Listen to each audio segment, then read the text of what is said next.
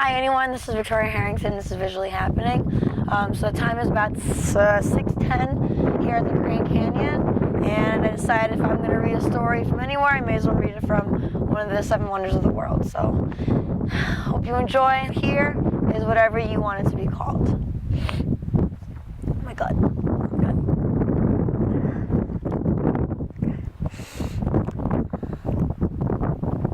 Click, clack, click, clack.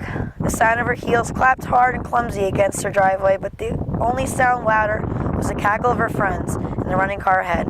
She opens the door, and you would have sworn no human could laugh at such a decibel. Guys, come on, Natalie begged, climbing into the back seat. I haven't worn these shoes in months, and you guys barely gave me any warning. Anthony, the driver, swerves out and resumes his route. Stephanie, who always keeps the passenger seat warm, spins to Natalie and rests her head on the seat. Well, maybe it wouldn't have been so long if you would choose us over your plaything more often, she says with low eyes and jumping eyebrows. Christian, who's flanking Natalie's left, lets out an obnoxious "oh" and simultaneously shakes Natalie. Nothing like good dick, huh? Natalie looks back at Christian, seemingly appalled, and exclaims, "Chris, it's not like that. I mean, it really kind of is." She finishes with a giggle. Anthony inquires from the wheel, "So where is Loverboy tonight?" "Ugh, he's got some bitch visiting from Houston." Natalie spat out casually as she reapplied her lipstick. "Houston? How does it even happen?" Anthony pressed. "He was at a conference in Seattle like a month ago, and they met on his last day there. She offered to come up, she offered to buy her own ticket and everything. I mean, what was he going to say, no?" Stephanie watched Natalie stare far out of the window as she answered and exchanged a look of concern with Anthony. Stephanie jumps in. "And none of this bothers you at all?" Natalie rolls her eyes away from the window and now onto Stephanie and recites a speech as if she practices it way too often. No. Look, how many people can actually say they're as honest with each other as we are? He's actually my best friend, who I actually have sex with, and in which we actually communicate. These girls that come over are a joke. He doesn't even care about them. We talk about this all the time. For just a small moment, no one speaks, but Chris breaks it before he even gets there. All right. So when does Whitney Houston leave?" "First thing in the morning, thank God," Natalie responds as she finishes her text to her plaything, Vinny. She writes, "Try not to compare her to me too much. You might accidentally say my name. Call me as soon as she's gone. Winky face." She revels in her petty provocation. She knows it's petty, but whatever, it feels good. Just as she hits send, Anthony's thrown the car in park, and the four are walking through the bar, Cassie's. They already need a drink. "I'm sorry, did I mix up the dates to dollar beers for our high school reunion?" Stephanie asks. The four shrug and dive headfirst into the sea of the class of 2006 to get to the bar. Natalie gazes around and thinks to herself, "Wow, there's Michael Frey. He was always so quiet and so lanky." Michael and Vinny were inseparable during band in middle school. Well, at least now Michael definitely works out and has managed to keep his hair, unlike Sam Miller. If this hotshot quarterback has-been slicks his hair back any tighter, whatever hair he has left is going to rip right off. I mean, Vinny's hair is so unruly and thick, he could never go bald. But poor Sam. Although this look of probable distress is possible when you end up marrying Danielle Tanner, or Miller now. Still a know-it-all, still obnoxious, still positive that Vinny came on to her at prom. Stupid bitch. "I gotta pee. The boys are gonna grab our drinks. Come with me?" Stephanie's abrupt interruption shook Natalie out of her head just in time. I don't have to go," Natalie says, clutching her phone, "but I'll go with you." Stephanie and Natalie make it to the bathroom, and Natalie steps aside while Stephanie picks the last unused stall. The line is starting to build up. As soon as Stephanie's door is shut and the lock clicked, Natalie grabs her phone, only to check an empty, all-text red phone. Annoyed, she groans louder than she realized for the girl directly behind her to speak up and offer her empathy. "He gonna text you back real soon, don't you fret." She finished with a warm smile.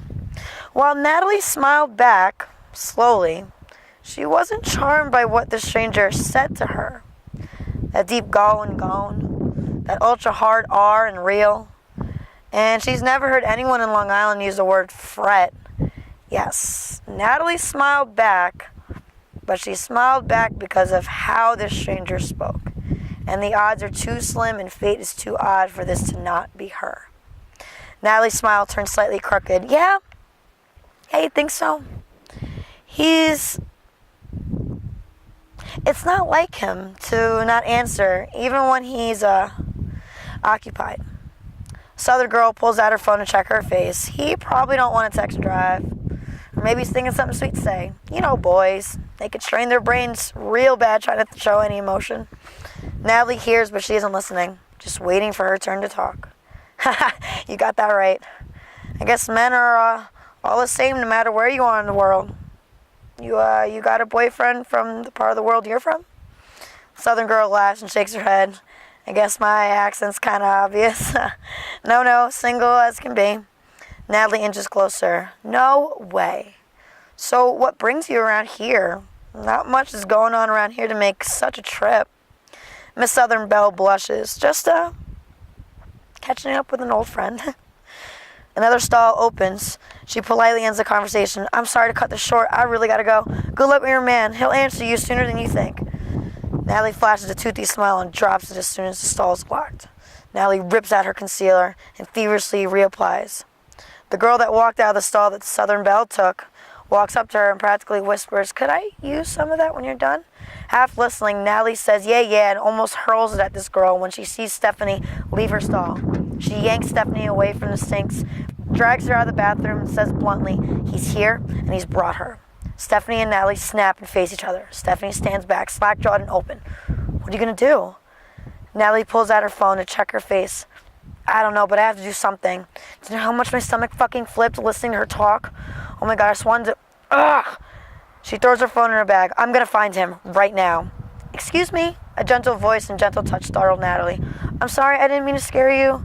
You just ran out of the bathroom before I could give you back your concealer. Natalie's face dropped from hostile to grateful. Oh, jeez, I didn't even realize that. Oh, God. Thanks for not running away with this. The girl chuckled. Oh, I could never. My first week at my new place in Houston, I dropped my wallet, bringing boxes up. Whoa. Oh, thank you. The girl thanked the guy, handing her a drink. Anyway, the girl continued. Where was I? Natalie barked out. Houston?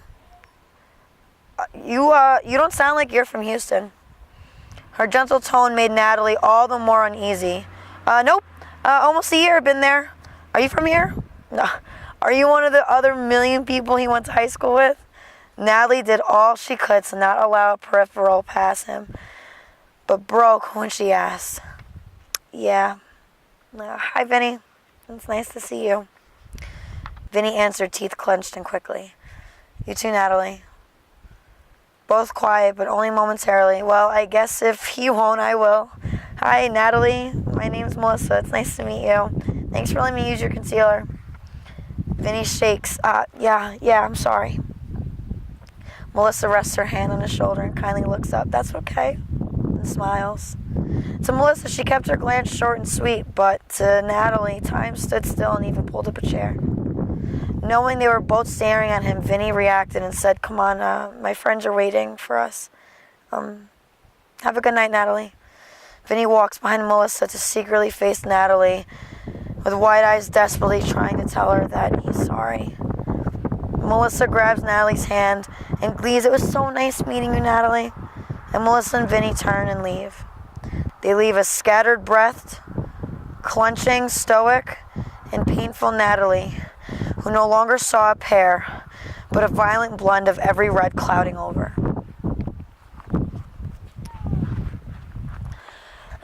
So that was my story for this week. Please be sure to tune back next week for Visually Victoria, where I figure about something I'm going to talk about. Thank you guys so much for watching. Please subscribe if you haven't already. And please have a great day if you can.